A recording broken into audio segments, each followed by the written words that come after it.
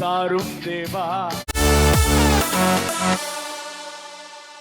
ஆண்டவரும் இரட்சகருமாகிய இயேசு கிறிஸ்துவின் நாமத்தில் அன்பின் வாழ்த்துக்கள். யோசுவா 1:5 நாம் வாசிக்கும் பொழுது, நீ உயிரோடு இருக்கும் நாளெல்லாம் ஒருவனும் உனக்கு முன்பாக எதிர்த்து நிற்பது இல்லை. நான் மோசையோடு இருந்தது போல நான் உன்னோடும் இருப்பேன்.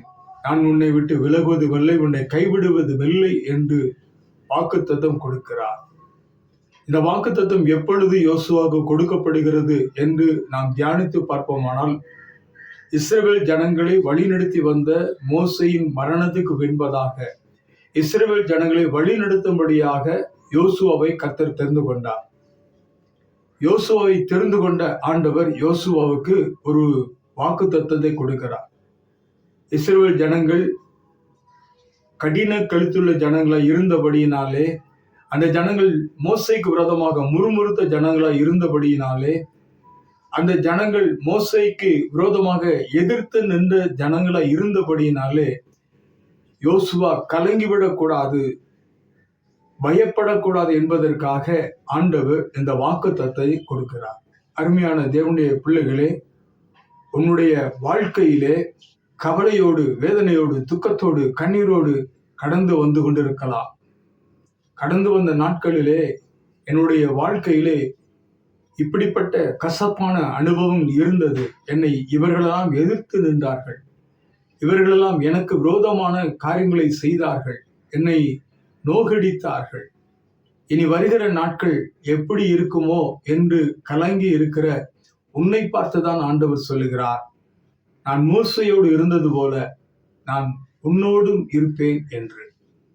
நான் உன்னை விட்டு விலக மாட்டேன், உன்னை கைவிட மாட்டேன் என்று ஆண்டவர் சொல்லுகிறார். யோசுவாவை தைரியப்படுத்தின ஆண்டவர் யோசுவாவினிடத்தில் 3 காரியங்களை சொல்லுகிறதை பார்க்கிறோம். நீ புத்திமானாய் நடந்து கொள்ளும்படி அதை விட்டு இடது வலதுபுறம் விலகாதிருப்பாயாக என்று சொல்லுகிறார். வேத புத்தகத்தில் சொல்லப்பட்டிருக்கிற வார்த்தைகளை விட்டு வலது இடதுபுறம் விலகக்கூடாது என்று ஆண்டவர் இன்றைக்கு ஒரு கட்டளையாக கொடுக்கிறார். இரண்டாவதாக, இந்த நியாயப்பிரமாண புத்தகம் உன் வாயை விட்டு பிரியாதிருப்பதாக என்று சொல்லுகிறார். நம் கரங்களிலே கொடுத்திருக்கிற இந்த வேத வசனத்தின் வார்த்தைகள் என் வாயில் இருக்க வேண்டும் என்று ஆண்டவர் விரும்புகிறார். மூன்றாவதாக, இந்த வேத வசனத்தை எப்பொழுதும் நாம் தியானித்துக் கொண்டிருக்க வேண்டும் என்று சொல்லுகிறார். இந்த 3 காரியங்களை உன்னுடைய வாழ்க்கையிலே நீ செய்வாயானால், நீ இஸ்ரவேல் ஜனங்களை வழிநடத்துகிற இந்த பாதையிலே நீ ஜெயமாய் இருக்க முடியும், நீ புத்திமானாய் நடந்து கொள்வாய் என்று யோசுவாவை பார்த்து சொல்லுகிறார்.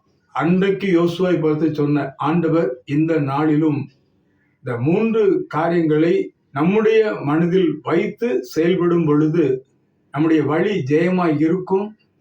நாம் புத்தி உள்ளவர்களாய் இருந்து மற்றவரை காட்டிலும் விசேஷித்தவர்களாய் இருக்க முடியும் என்பதை வேதம் நமக்கு கற்றுத்தருகிறது.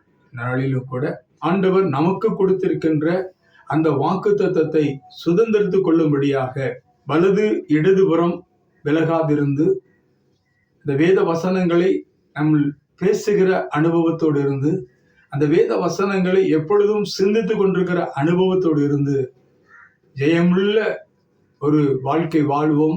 நம் வாழ்க்கையிலே ஜெயத்தின் மேல் ஜெயம் அடைவோம். அன்பின் பரலோக தகப்பனே, உம்மை துதிக்கிறோம், ஸ்தோத்திரிக்கிறோம். இந்த நாளில் எனக்கு கொடுத்த வாக்கு தத்துவத்திற்காக நன்றி ஆண்டவரே. மோசையோடு போல உன்னோடு இருப்பேன் என்று சொன்ன வார்த்தைக்காக நன்றி. உன்னை விட்டு விலகுவதில்லை, உன்னை கைவிடுவது இல்லை என்று சொன்ன வார்த்தைக்காக நன்றி.